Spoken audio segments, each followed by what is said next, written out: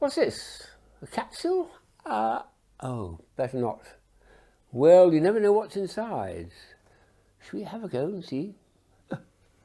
Look, I've got a cup of hot water here, and the idea is you're supposed to drop it in and then stir it up. You're stirring up trouble, but you're stirring up something which is going to hopefully reveal itself.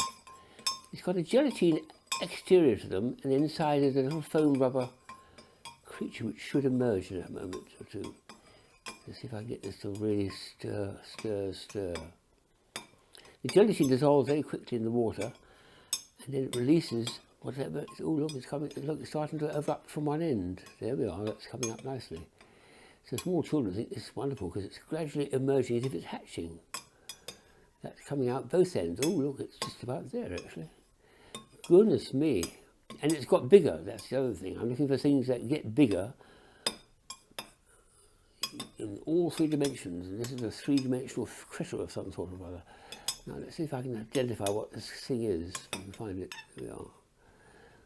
Ooh, it's a duck, is it? Or something. Oh, can't pick it out. It's got a whole little slit inside there, which is interesting, isn't it? I have to say, I find it difficult to analyse and say what they exactly are. But anyway, it's a creature, I think. It's a creature or critter from the Nile. Well, that's what I'm going to call it. It could be a little duck or, yes, something like that. I'm baffled. But it's something a lot bigger. The main thing is it's a lot bigger than the original capsule, which is that size, and it's grown.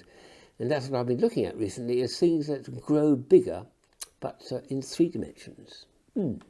Well, as a start, I'll leave it on the top there, see if we can cool down a bit. The first thing I came across as a small child, of course, is balloons. They all grow bigger, don't they? All you've got to do is inflate them. So this one is what a child would do, is just... To a child, that's magic. It's suddenly grown bigger. Think of how small it was to start with, like that. And then it's brilliant. So when I did children's parties, I used to do lots and lots of balloon toys. And sometimes I got out one of my big hoovers and started blowing up monsters like this one here, which I can't possibly blow up in a short time, but I'll just show you the beginning of it. This is a really, really nice, tough balloon. It takes about half a minute to blow up if you've got the right equipment. I don't know what it is inside, but that's really, really tough rubber. It's sort of thing I can give to kids and they have difficulty in making it burst. And probably the most interesting material I've ever come across is a kind of neoprene, this one here, which is something they think they probably use for meteorological balloons. It's very, very durable indeed, and not the same as latex. It's much more hard-wearing, it lasts longer, and the atmosphere and so on, the sulfur atmosphere doesn't get to it. It's very, very stable material. And it blows up very large too. I'll just screw up the beginning of it. Ooh, I like the hissing noise, and so on. So that's a beautiful material. It's quite different and soft, much softer than the outside of a latex balloon. And with helium inside that, it would lift up, carrying instrumentation up into the upper atmosphere and measure things. So balloons certainly, and also bubbles at that time in my childhood, were a lovely way of seeing things expand in three dimensions. That's what I've been looking at. Now that's air inflation. Would you believe you can also get water inflation? Well, look at this. These extraordinary little things. I put these out 2 days ago.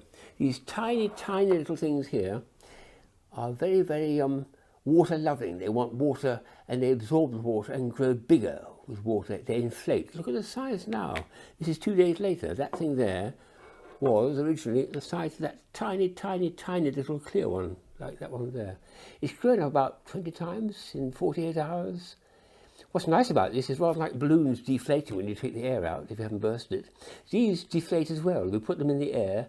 After about 2 or 3 or 4 days, they shrink, shrink, shrink, shrink, giving off the water as vapour, and they shrink down to that original size, which is amazing. And I've done it many, many times. So a wonderful, gentler and slower game for children to enjoy, rather like watching plants. So you need to keep looking at it every day as it gets bigger and bigger and bigger.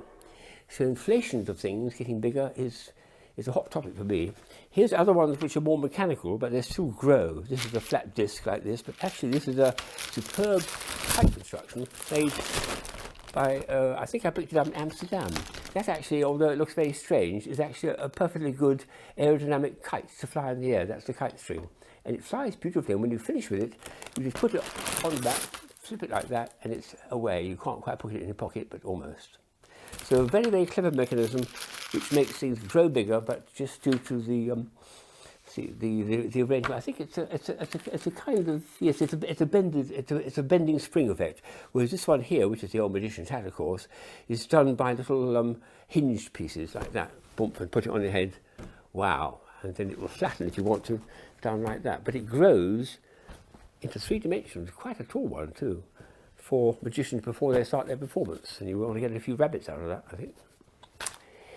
And then there's the magic card castle, which is instant. So this is tremendous fun, because I've done card castles painstakingly as a kid. But this one, all you've got to do is literally lift it up like that. And it makes, I'll do it that way around like that. It makes a castle. And you turn the sides, you see the little things are flapped down, which lock it in position, and it sits there for the rest of the performance. Wonderful. All done just by lifting. Very nice indeed. And then I came across in the mid-1990s in the New York Toy Fair a wonderful man called Chuck Hoberman, who I used to go and visit quite regularly after the Toy Fair was split, who came up with this wonderful Hoberman sphere. This is a miniature version which he produced later on, which opens up like this. So it's a series of rings, each of which has got a crisscrossing, rather like lazy tongs, crisscrossing action, and all put together in such a way that they'll make a spherical object, and that opens and closes like that. It's beautiful. He also started making other versions. This one here, for instance, I think is one of his, or certainly is his school, which opens and closes just by a twisting action like that. And there was another version which came out, which was, this is Chuck Holmes' design, which opened up only very slightly, but in opening up to the maximum, it was then to flip over into another colour. That was very nice. So it flipped from orange to green to orange to green. You do it just by throwing it in the air, and then it flips over and changes colour. So the best known thing, which he came out for first of all in 1996, I think it was a Hoberman sphere, and this has been a long, long time favourite of mine. I've got many versions, including giant ones of this, and it's just magical, frankly. Opens up like this to a large object from something really quite small, huge increase of size, and as kids discovered quite early on, you can put this on your head and wear it as a kind of helmet. We just get the opposite ends and hold it like this. Here we go. It's a kind of helmet, isn't it, for a robot? I don't know. Let's have a go. In it goes, and out it goes. Look at that increase of size. My head hasn't got bigger, but my helmet has. Oh, what a helmet, what a size, and what a wonderful way of demonstrating to kids something which gets bigger in 3 dimensions just by growing. And this is all done by what I call the lazy tongue scissors action. Beautiful, very, very nice indeed.